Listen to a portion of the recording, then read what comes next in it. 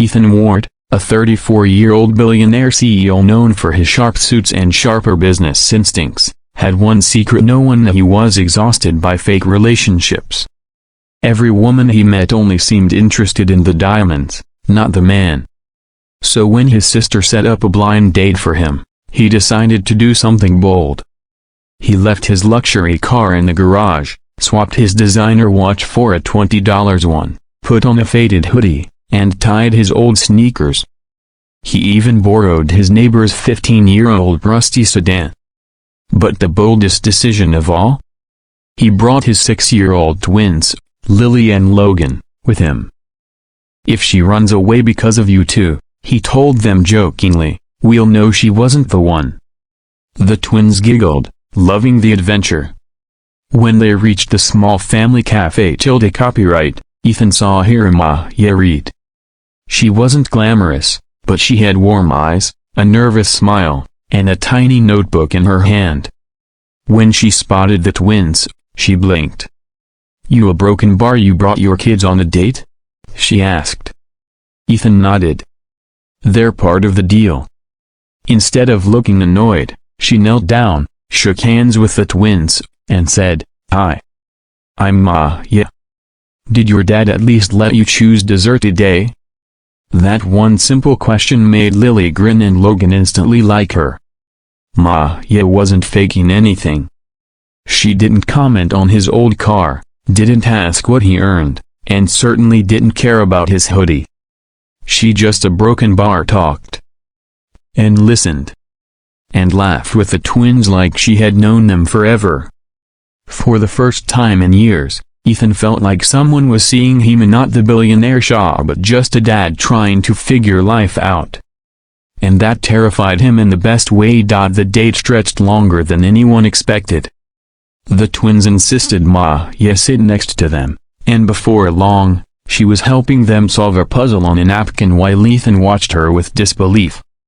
She was patient, she was funny, and she didn't once glance at her phone. When the cafe copyright owner announced closing time, the twins protested. "But we're not done coloring," Lily whined. Maya tore the paper placemat in half, folded it neatly, and slipped it into her bag.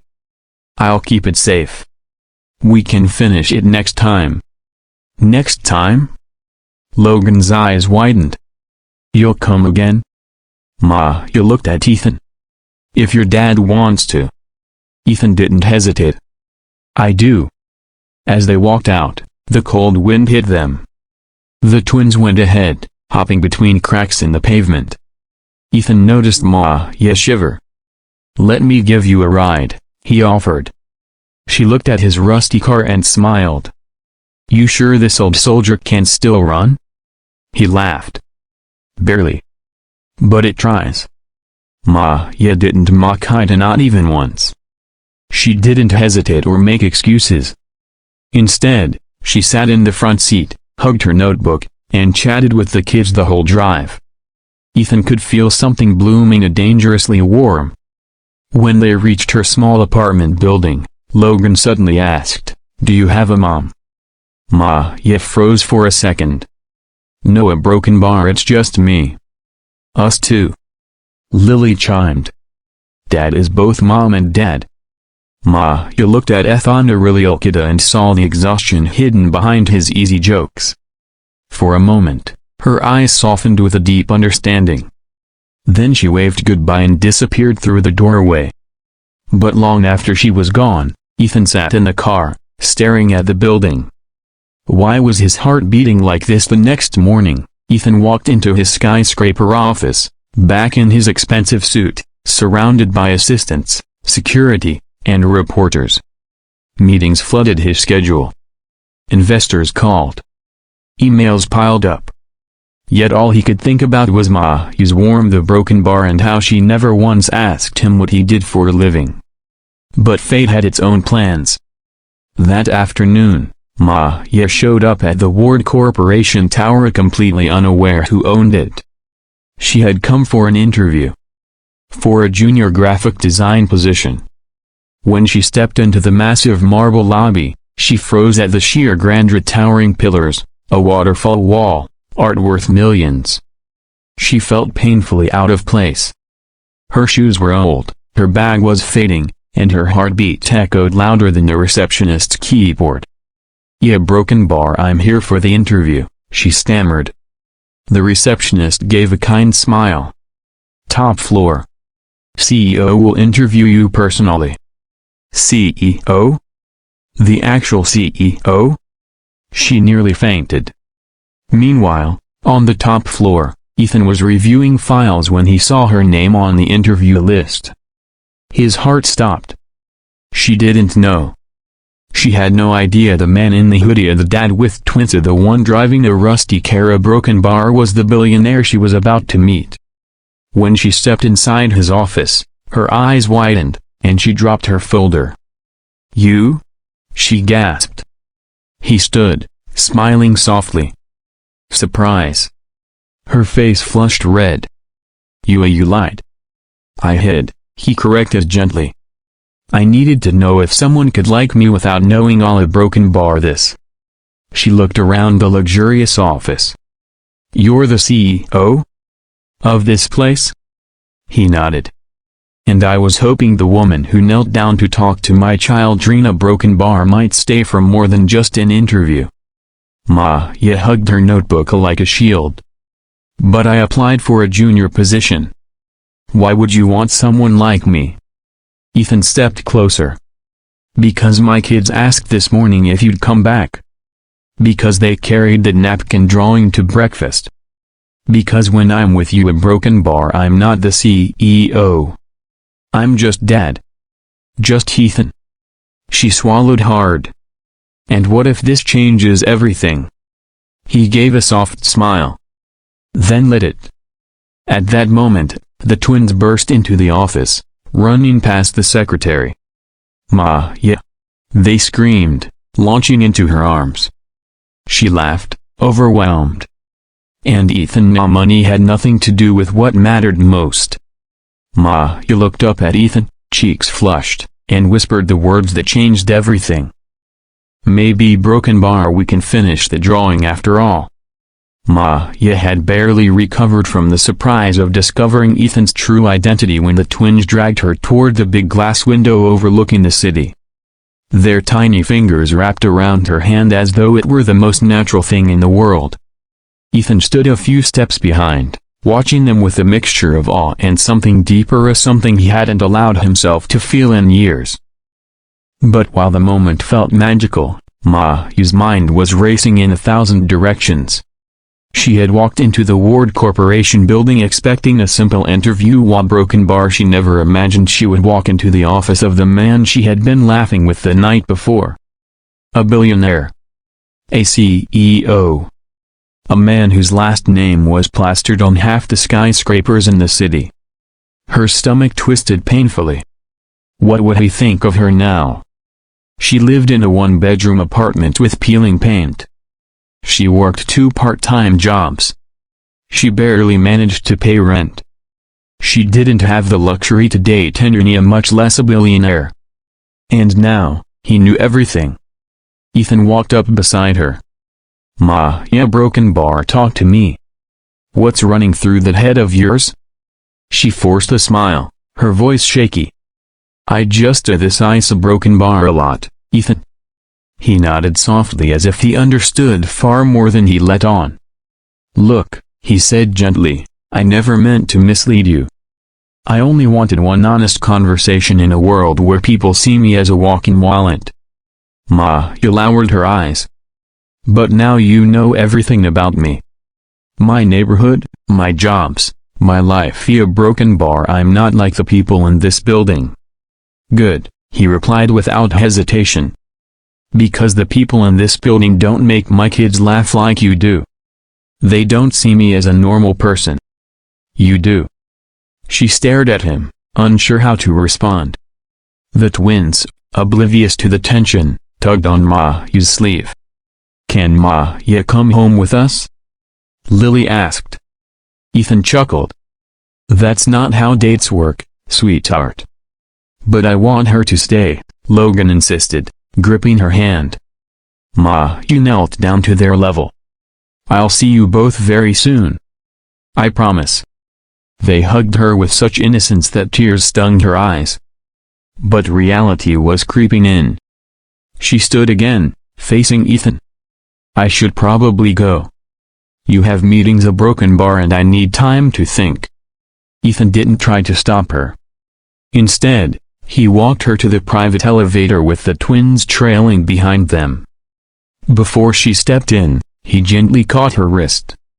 "Ma, yeah, Broken Bar, whatever you're worried about, let me shoulder some of it. You don't have to carry everything alone." Her voice cracked. "I don't want to be someone you pity." Ethan frowned. "I don't." He said it with such sincerity it almost broke her. She stepped into the elevator. The door is closed.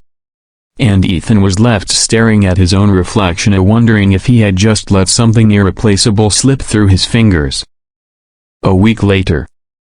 Despite the chaos of running a corporation, Ethan couldn't stop thinking about Maya. He kept checking his phone, hoping for a text, a call, anything.